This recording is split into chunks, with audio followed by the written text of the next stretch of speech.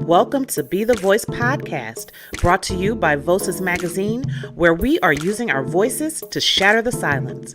It's time to be informed, encouraged, and empowered with your favorite host, Dee Marie. Well, welcome to Be the Voice podcast. This is your host, Dee Marie, and we are back with another amazing conversation. Be the Voice podcast is actually brought to you by Voices Magazine, and I am actually the chief editor of Voices Magazine, and it was created to actually bring stories from survivors of sexual abuse, and it's stories of them thriving, just moving forward, overcoming, healing, and all of that. Plus it has Counselor's Corner, spotlight people that are doing good in the community, fashion and beauty. What else is in there? Gosh. It's a special. We have a special section for contributors, and then also tips and safety. So Be the Voice podcast actually is an extension of the magazine. And we just want to use this platform so it can be a safe space for survivors to bring out stories that they want to bring out. And these are everyday people that have overcome traumatic experiences, but are willing to share that story so that way that they can help others begin their own healing journey. Absolutely. So this evening I have back in the studio my sister, somewhat co-host, Latonya Buford. Hello, everybody. I'm like that hat girl. She got a little hat on. Yeah, I'm trying to work with these micro locks here. They coming along. They are. It's going to take some time. What did you say last time? It's a journey. It's a journey. So we are back this evening, and so the very first podcast that we had, we talked about 11 years ago from where we have come until we are now. So tonight we're actually going to dive in and really get into some of the details. Right. And what's so interesting is that when we first had the podcast, the first one, we talked about how we have healed from that, or actually still kind of healing from that, right. And how 11 years ago we told our truth, and now here we are, talking again. But we really didn't tell the story, of what happened to us, our experience, our, traumatic event, everything. We really did not dive into that. And someone actually asked me about that because, and I don't know about you, but I was kind of like, at the time, like our first podcast, do we need to tell this story again? Because remember I said when it's a journey, sometimes you feel like, oh, do I have to tell this again? And even though we were saying how we were overcoming, I think a part of me was still like, do we need to tell it again? And, actually, yes, we do. Right. Because we need to tell the truth about sexual abuse. We need to expose everything about it. We need to shatter the silence. It's things that you need to know, to look out for, things that we went through that we want you to know. So that way you guys can be informed and you can take, as much information away as you can. So that way, if you suspect something or just have the knowledge, if someone comes to you and talk to you about sexual abuse. And then also, because so many people there's still so many people that have not heard the story. Yeah. So we need to get it out there so people who are going through and are new to us, they'll realize and hear what we actually went through. Right. Yes. And I'm going to say this real quick, y'all. We do not have a mic tonight. As you see, there is no mic because the dog decided he wanted to eat the cord and the mic.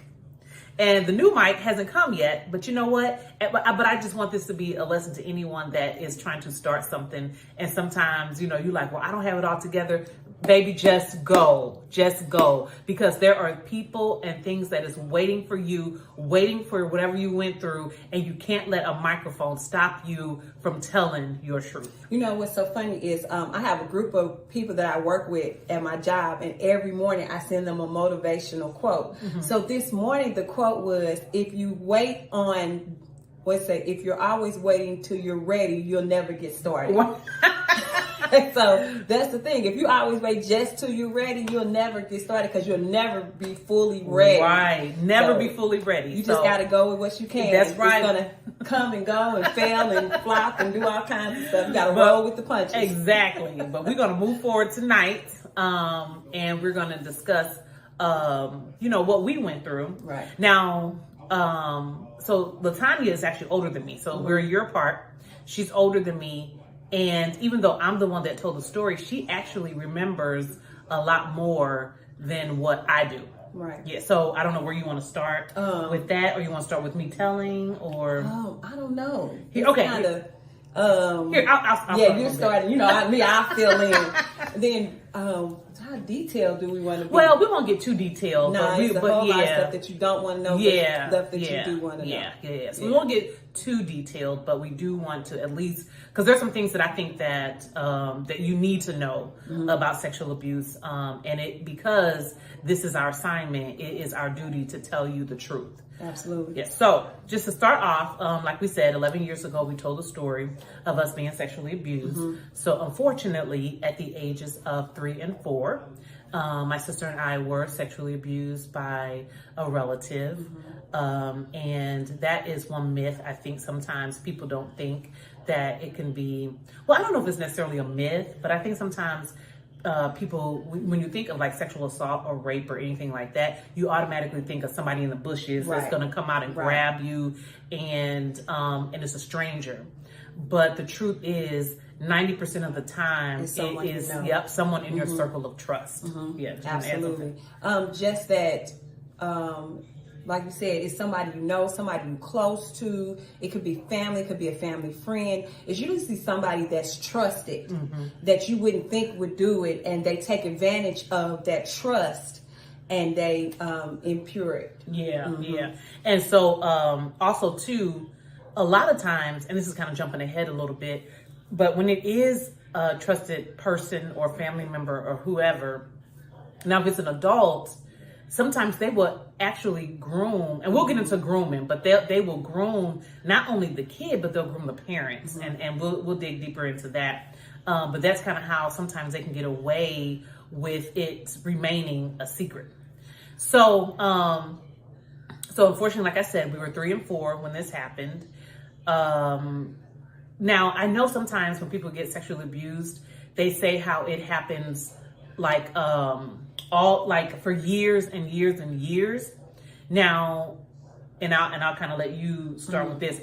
I only remember bits and pieces. Now, there's one specific time that I remember vividly, but I truly only remember bits and pieces. I don't remember years. I don't remember, like everything that happened. I only remember bits and pieces. So, because I was so young, I was 3. Right. And honestly, I think that might be a protective mechanism too. It's possible. I really, at one point I wanted to try to figure out more, but now I'm like, okay, what I remember is what I remember. But you probably remember more than I do. I remember several instances of it happening. And of course, I'm not going to go into detail. The thing that stood out to me the most was that I thought it was common. I thought it was something that just happened. So to me, that means that it happened for over a time period. Because to me, I thought it was just something that happened to everybody. It wasn't out the norm. It was something normal. So reflecting back on that, thinking that was just normal, it must have been going on for a long period of time. I can't remember when it started. And to be perfectly honest, I really don't even remember when it ended. I just remember it just stopped. Yeah. But I remember more than one occasion in detail of what happened. Yeah. Now, I remember when we told our mom, and I think Tanya was talking about some details. And when she said that, I really kind of started remembering some of that. And then I'm like, in my mind, I'm like, okay, am I remembering this? Or am I, was it a dream? Because it was what she was saying was so foggy. Now I do remember the one instance, like for sure, it's clear. But what she was saying, it started kind of jogging my memory a little bit, and then I was like, well, I'm not sure if that really happened. But that when you said that, I was like, I do remember that. It was almost like flashbacks were coming, and I'm like, I think that did happen. We'll go back to when, let's not jump ahead. Okay. To telling mama. Go back to when you got the revelation to tell. Oh, okay.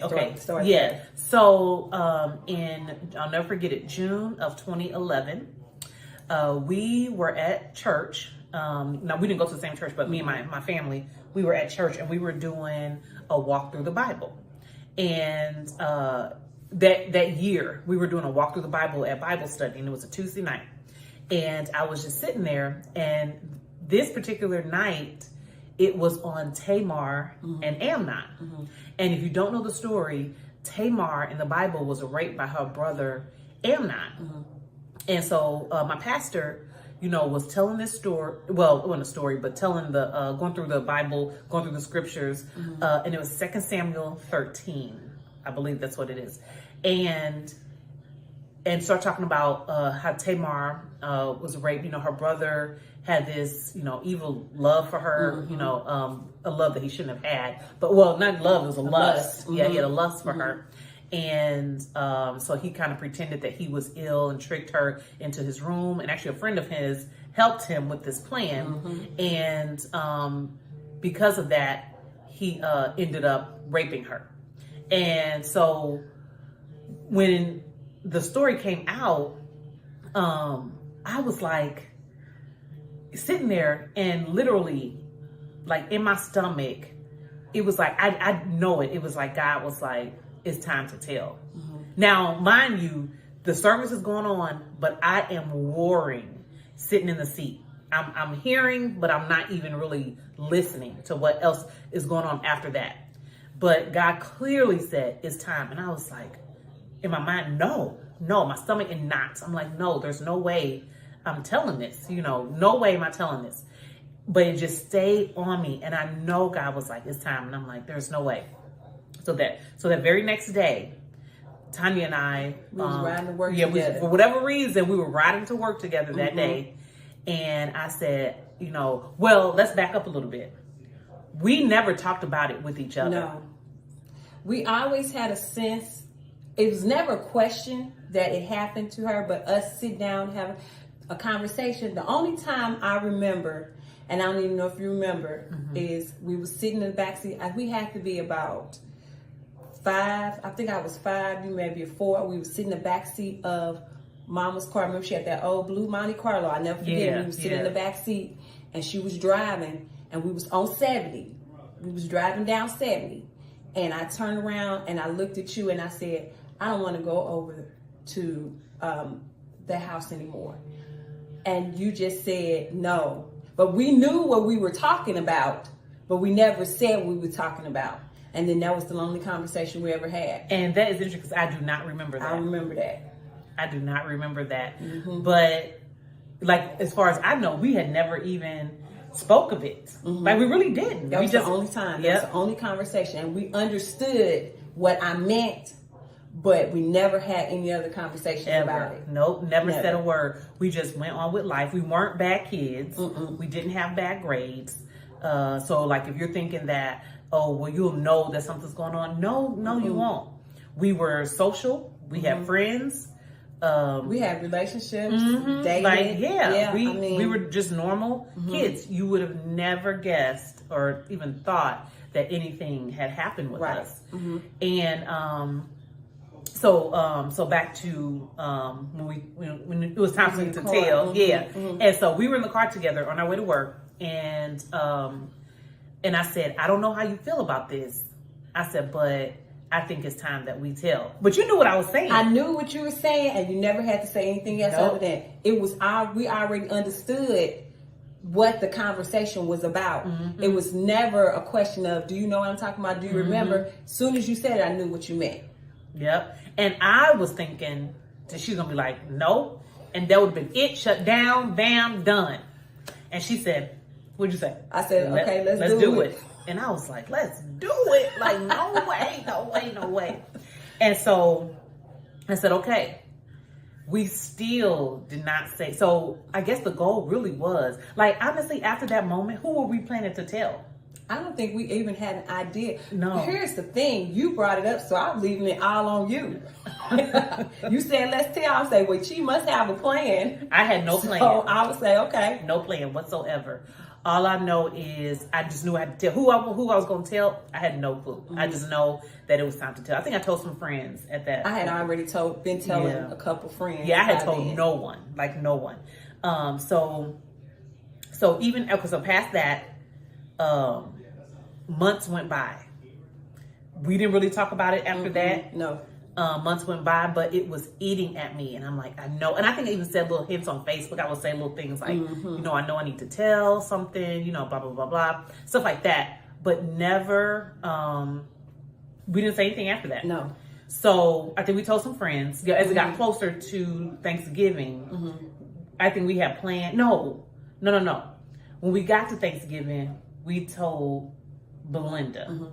But you had said before then that you wanted to, we did have a conversation before Thanksgiving came. Okay. And you had brought up the fact that I think that we should tell, but I think Belinda be the one. We had already said, chose her before Thanksgiving. And then when Thanksgiving came around, it was like, okay, this is the day. Right. This is the day we're going to do it. Because we chose one cousin that we're close to that we wanted to tell. Because we wanted to tell our mom, but at that point, I think we wanted to, but just like, how do you tell your mother something like this? And we didn't want to, and I don't know how you felt, but I didn't want her to know because I didn't want her to feel like that this was her fault or that she missed something or that, you know, I just didn't want her to take the blame. It was a protection thing, you know, just wanted to protect her because I can only imagine how she would feel. I can only imagine how I would feel if my own kids came to me to tell me this kind of story. So the closer Thanksgiving came, we told some close friends of ours. They were praying with us. I actually did tell my pastor about it too, because I actually had typed up an email to send to him. I think that next day after I told you, and I just kept it in my drafts and I never sent it.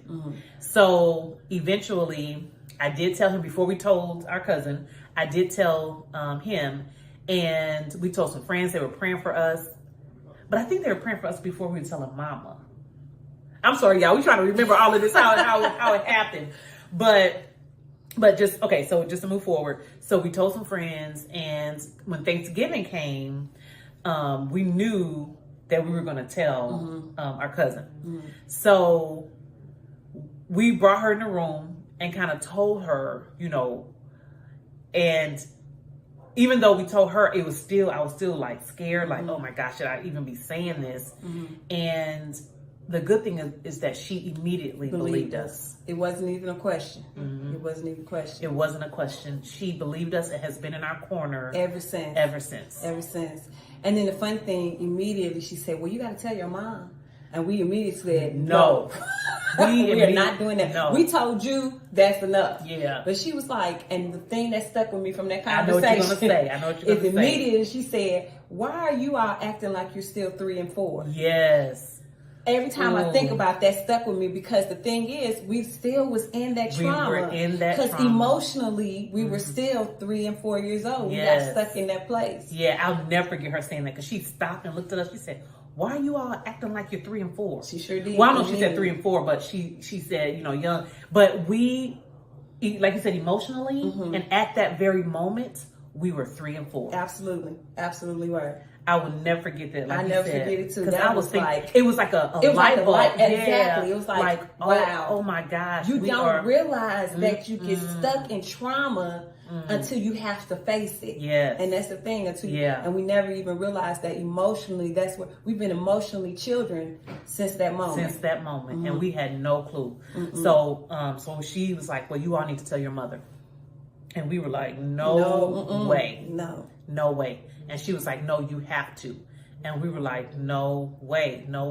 So I think the next day is when we actually told our mother. And that was a day. I think I was nervous the whole day. Yeah, we were. I was on edge we went to work. And I was not good that whole day, waiting and expecting because I didn't know what was going to happen.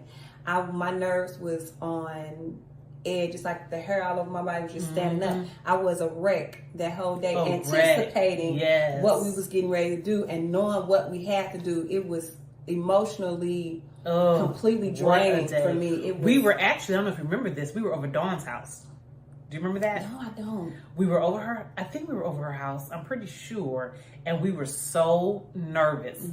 Like they were praying for us. When I say that nervousness and that fear of telling her, and not that we were scared that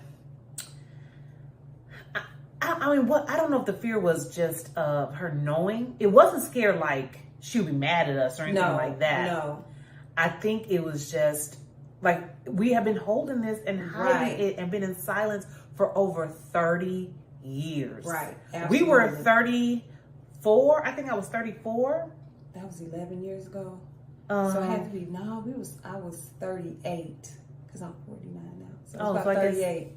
So I guess I was 37 then. Yeah. Yeah, when we actually told. Look, I said 11. That's not right. Yeah, that's yeah, right. because I'm 48. Right. Yeah. That's about right. So so I was 37. She was 30. I thought we were younger than that, but I guess not.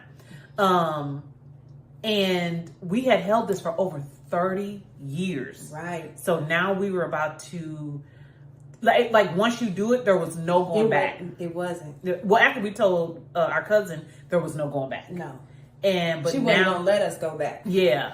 She wasn't and then it's like, oh, maybe we shouldn't have said nothing. Like all these thoughts, everything. And, the anxiety, all of it. It's like maybe we should not have said anything. Right. One thing though, she was with us every step of the way. She didn't. Once we told her, she was all in. Yeah, our cousin. She was all in. When I say she was with us, when we told our mom, like with us the entire time. And we just love her to death. We're so glad that she has been with us. Our cousin Belinda. I was trying not to say names, but our cousin Belinda, every step of the way. She was with us. Yes. Like 100% support. No questions asked. None. She just supported us as soon as we said it. And she told us she believed us. And that is something to me goes a long way. It does. Because it's nothing like telling your truth and having somebody believe you and don't question you and support you. And the thing is, maybe not even that they just come out and say, I believe you, but even if they have their doubts, they still support you and push you for you to tell your truth, regardless of how they feel about the situation. Because this is our truth. It's our truth. We didn't make this up. And trust me, we wouldn't. This is not something that people would want to make up. Right. Okay. Right. So we told our mom and kind of speeded up a little bit. So we told her. She believed us. She believed us. She didn't. She wasn't like upset that we. So let's go back to the day we told. So we got to tell the story. We got to tell the story. Right. I'm trying to speed it up because there's so much to it. So much to it. Right. So the day we told the story, we all met at her house. Yeah, at my mom's house. We met at my mom's house, and Belinda met us there. And I think I was nothing but a ball of nerves. I was done. The anxiety, I couldn't do it. It was to the point that when we got to tell, I had to go in the other room and close the door. Not when I had to tell. I went in the other room and closed. I was so anxious that I couldn't. I couldn't. I checked out. So she left me there. But our cousin Belinda was still there. So she was there with me. And then, so I actually told our mom. And so it was not easy. Okay. Was I scared to death? Yes, absolutely I was. But I did it. And then eventually I came out came back out.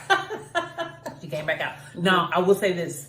Because my mom, if you know her, she can go from 0 to 100 in 2.2 seconds. Yes, she did not. She remained calm. She did. She listened. I don't know how she remained calm, but she did. She remained calm. She listened. And now, did we call our abuser that day? That was that day. Okay. It was all in that same day. All in the same day. We made a phone call to confront the person that had did this to us. Right. And I was expecting. You was expecting him to say, okay, I apologize. I was not. I was expecting to hear, I am sorry. I did this. I'm sorry. And I was expecting to hear that so we can forgive, move on, and everything. That is not what happened. That is not. I was not expecting that because to me, he had no reason. It had already been 30 years. So what was the point in owning up to it now? So that was not my expectation. Yeah, I so, had none. Right. So my expectation was that he was going to confess. We were going to forgive, and all will be well. Right. Okay. Mm-hmm. No. So it was said that something had happened to us, but he did not do it. Right, that he believed it happened. Yeah, but yeah. it wasn't him. But it wasn't him. Yeah. So basically said that we're lying. Mm-hmm. Don't know why we're lying on him. Mm-hmm. And I lost it. She did. I lost it. As much as saved as I am, and I love God, and I've been, I try to do right. I lost it and cussed him and everybody out. Not everybody, but just cussed him out. Right. Because I was just so angry. Like, how dare you tell me I'm lying? Right. Like, you know what you did, and you said I'm lying? Because that was not what I was expecting. Right. It threw me way off, right. And I lost it. I think somebody had to take the phone from you. Yeah. And then I got on the phone, and to the point where when I had the conversation, I had to tell him what he did to me. Like I had to prove it to him. Yeah. It was almost like we had to prove right. what, Right. And honestly, that's why a lot of times, people survivors, victims, they don't come forward because it's almost like now they have to prove their own truth. Absolutely. But you shouldn't have to, you know? Yeah, the burden of guilt is on the victim when it shouldn't be. When it shouldn't be. And that's the problem when people come forth, especially when it's something like sexual abuse or some type of sexual crime. Yeah. The victim is always put as the one who has to prove the story instead of the one who the abuser. And that's why people don't even want to go to trial or any of that. Mm-hmm. So I'm just going to speed it up just for the sake of time. So we told. Our abuser said we lied. Mm-hmm. And then after that, then what? Now our mom knows, there's a few family members that knew. We confronted all of that. Now what? The funny thing was once it was out there, it was like, I can breathe. I can breathe. It's like a weight was lifted off. I mean, literally, it was like breath was coming back in our bodies. Like, it's not a secret anymore. That's not a weight I have to carry anymore. It's like that weight is off me, I mean, and it still was some things that we had to work through, but At that very moment, it was just like, right. Like it was like chains being completely broken off. I'm no longer got the ball that I'm hooked to and I'm carrying around with me. That chain and that ball and chain is now. We'll say though, for me, like I guess right after that, I mean, I was kind of like, should I have even done that? Because sometimes you go into regret. Should I have even done that? Should I have said that? Should I have even told? Who's going to think this? You're in regret. Right. It's like now the door is open. There is no going back.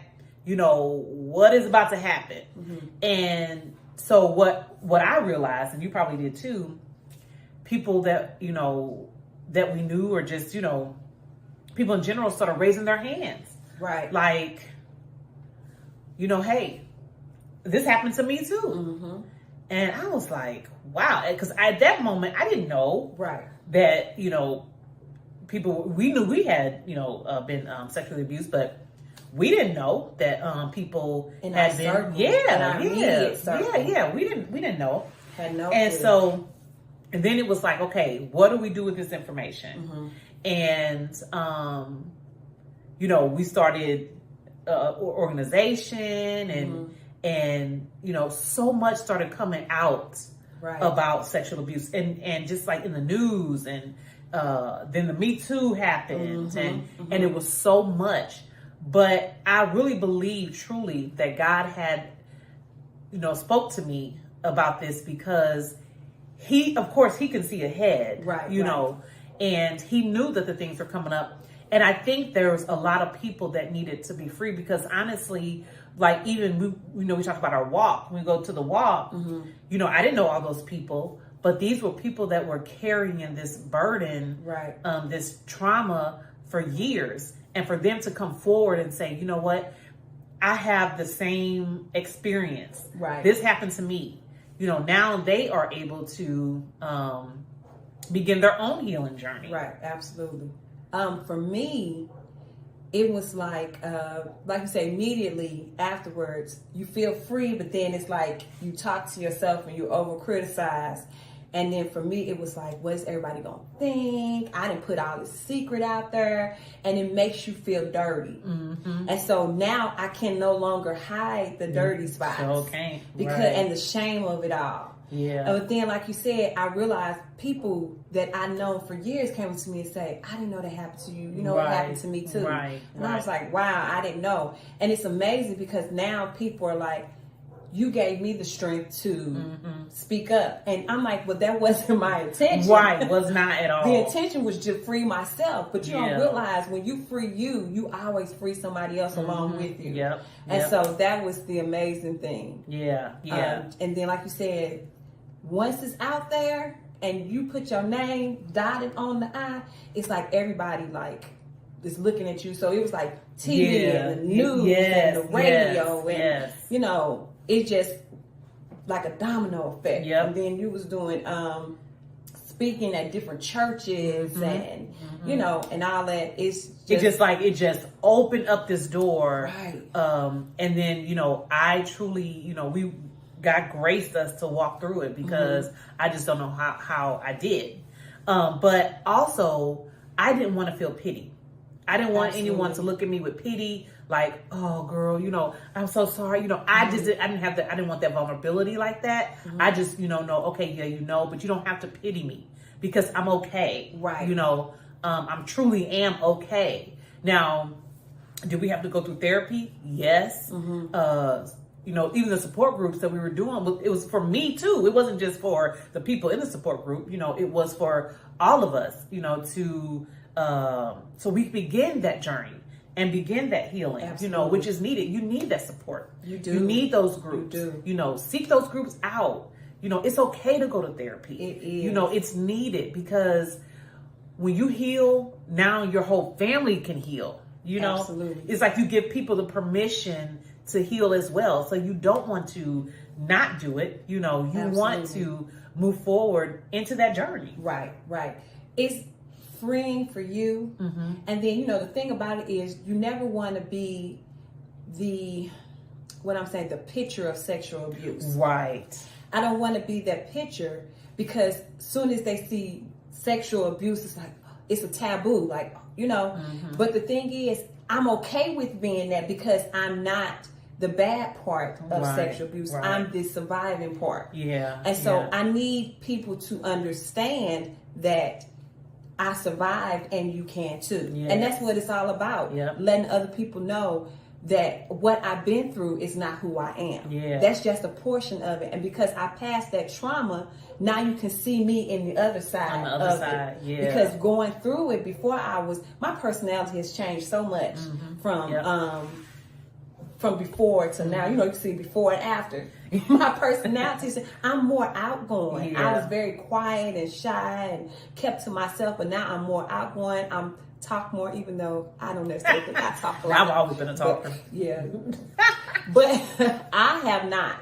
I was the passive, quiet one, where she was always the outgoing one, and now I'm still not as outgoing as all of this. But I'm more outgoing and more able to speak. And then it opened the door and allowed God to use me, in speaking. And I speak more in church, and I'm teaching more. And but if I had not revealed the secret, I probably still wouldn't be the same person. I probably still would be in a box or in that shell. Right. But it takes us to get through that trauma to open up the doors to what everything else God has done. Because if we didn't go through it and heal from it, we'll never know the outcome of what God had for us. Yep, we would had never to go know. through it. Yeah. And the thing is, in order for us to go through it, it enabled us now to bring other people through. Yeah. And dang, I was about to say something. Lord, I forgot that quick. Like you're saying about being the face of sexual abuse. No, I did not want to be the face of sexual abuse, but I'm okay with it because like God used me to be an example for someone else. Is my life perfect? No. But is this showing them that they can overcome?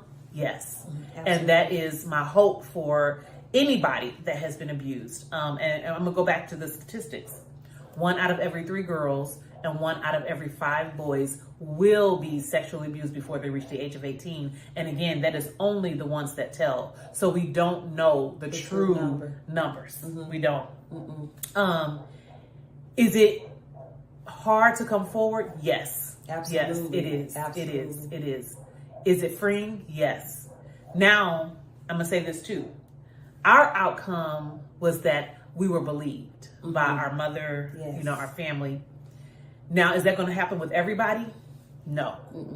There are times that parents don't believe, their friends don't believe them. They'll ask them, why did they? Now, I did get asked a lot, why did we wait so long? That's an answer that I can't give you. I don't know why we waited so long.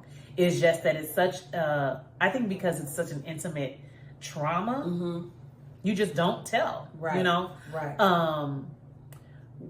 Will you make the decision if you want to report? If you want to, you can. You do not have to. No. That is your decision. Even like people who do report and they end up going on trial, a lot of times the abuser will not get convicted. But that is your choice if you want to do so. Do we need to speak up? Yes. Why? Because there are children behind us that need to know.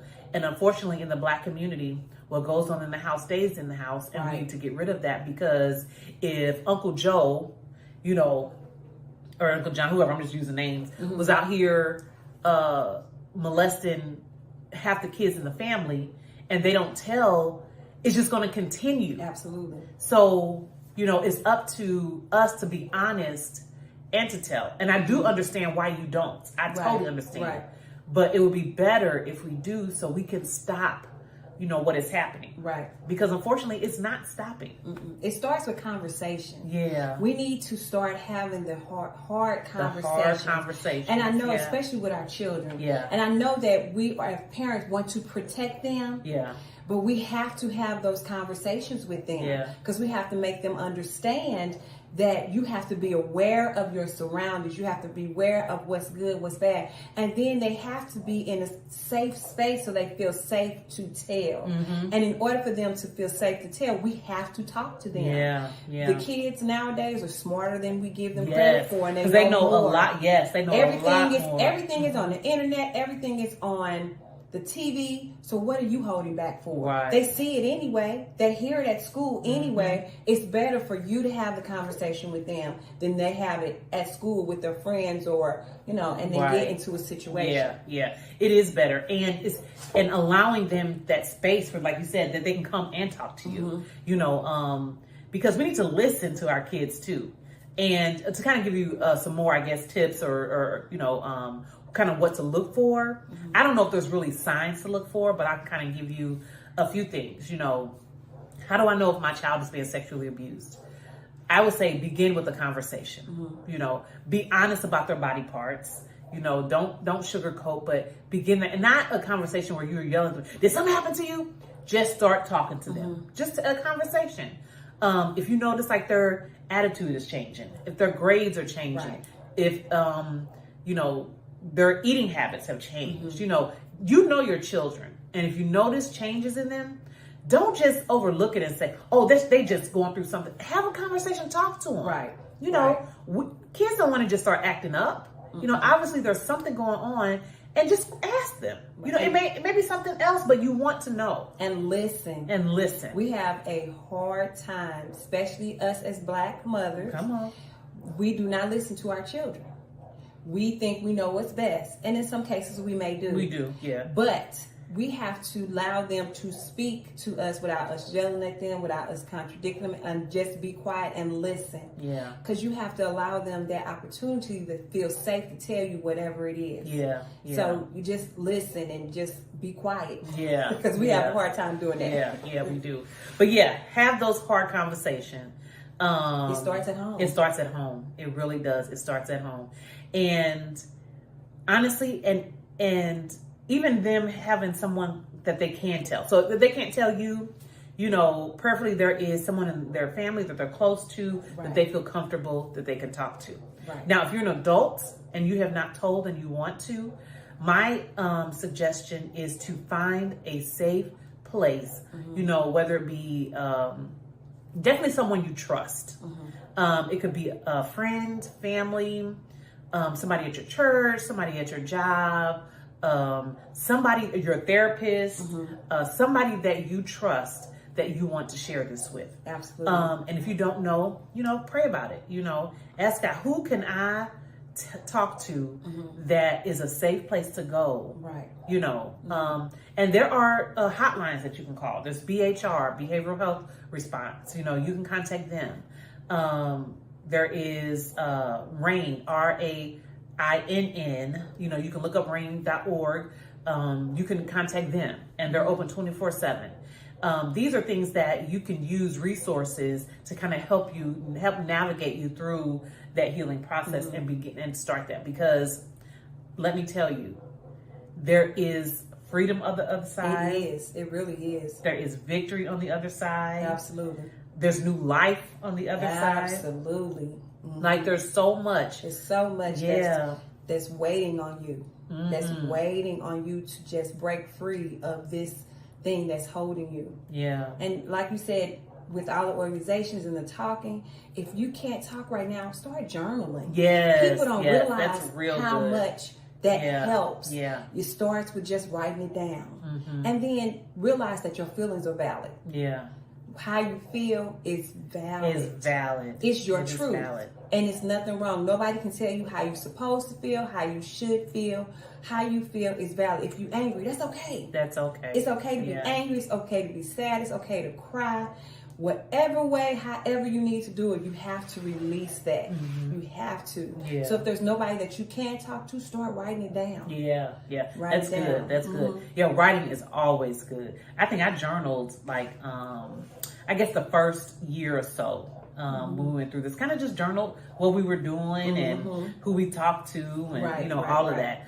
It kind of helped me to kind of process a lot of this stuff because it was just like all of a sudden we went from 30 years to now, okay, everybody in the world knows, you know. Right. Yeah, we were on, not pushed, but we were just on TV, radio, all of this. And it's like, oh my gosh. So, you know, journaling helps because it will kind of help navigate you through those emotions. And then pace yourself. You don't have to tell it all at once. Yes. You tell until you're uncomfortable. And if you just can't, it's okay to It's stop. okay. It's okay to stop. It's okay. Because the truth is people are going to have questions. Yep. And they're going to want to know specifics. And if you're not comfortable, tell them, okay, I'm not comfortable right now. Exactly. This is your journey. Right. You go as slowly, as quickly, however as you need to. Absolutely. Do not feel pressured to tell. And don't feel pressured because we have told our story. This is how our story happened. Right. That's now, right. however happens, what happens for you is for you. But go at your pace and just know that if you are watching right now, if you're listening right now, and you don't think anyone believes you, we believe you. We believe you. Just take the time and really decide how you want to do it.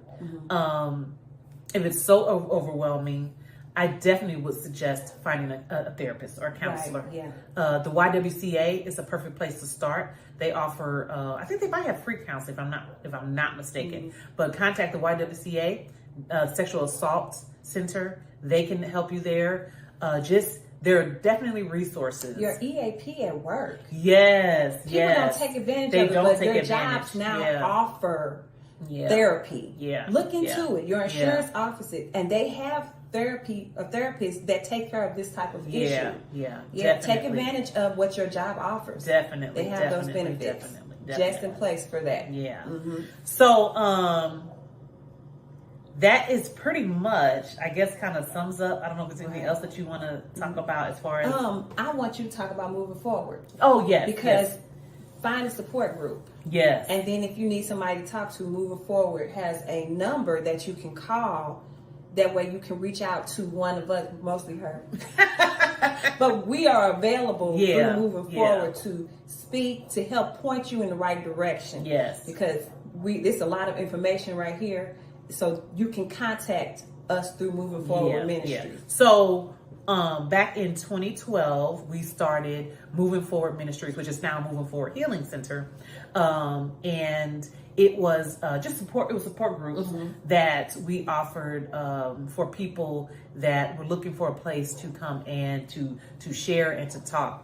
Now, we have not done a lot in the past couple of years, especially with COVID and everything, but we're about to start back up next year, actually, 2023. And that number is 314-329-7440. So we are currently working on our website. So our website is not back up yet, but we're working on that to get that back up and running. But again, that number is 314-329-7440, and that's Moving Forward Healing Center.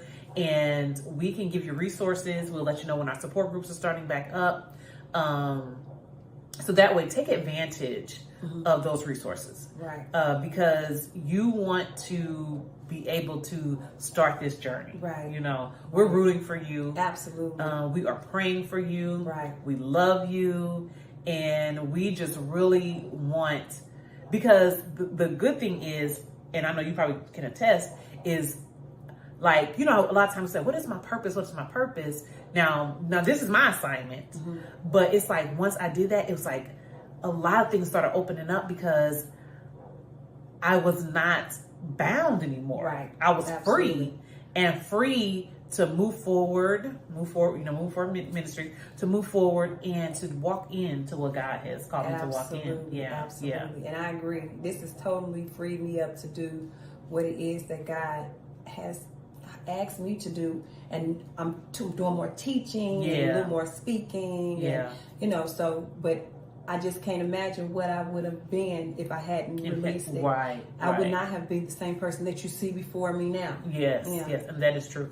And actually, Latonya will be facilitating the support groups once they start up. So that is a good thing. So that's kind of what she does, and that'll be her baby. So we're excited about that. We are. Yeah. And the thing is, help is just one phone call away. Yeah. It just starts there. Once you start the process, even if you start and stop, it's never too late to begin again. It's never too late to begin again. Never too late. We always want to start losing weight and then we stop losing weight and start. Right. Why not do the same thing with your mental health? Just start. If you fall back behind, it's okay. Yeah.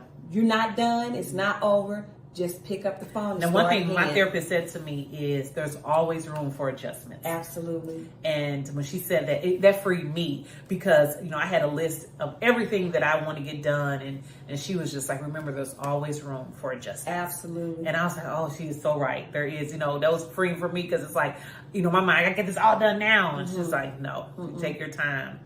Go at your pace. Right. And just know what you need. And be okay with what you need. And it's okay. So that's pretty much, I guess, our story. Yeah.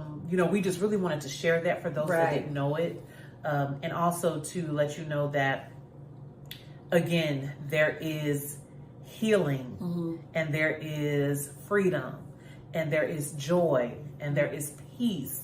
All on the other side. Right. It's never too late and you're never too old. Never too old. Never too old. Never too old. Some people go years longer than us and don't speak up. But it's okay. It's okay. It's okay to speak up.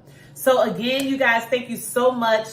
This is Be the Voice podcast brought to you by Voices Magazine. I want you guys to check out Voices Magazine as well. These are stories from survivors of sexual abuse. And that's what it stands for, Voices of Sexual Abuse Survivors. Absolutely. And they are willing to share those stories in the magazine. And you can go to that website, which is www.vocesmagazine.com. That's VOSAS magazine.com. And if you want to listen to or watch old podcasts, you can go to Facebook at Be the Voice Podcast. You can go to Instagram And Instagram is Be The Voice _ podcast. So it's Be The Voice _ podcast. And YouTube. Yes, you can go on YouTube to watch it there at Be The Voice Podcast, Apple Podcast, Be The Voice Podcast, Google Podcast, and iHeartRadio Podcast. So go subscribe and share. Subscribe and share, like and share.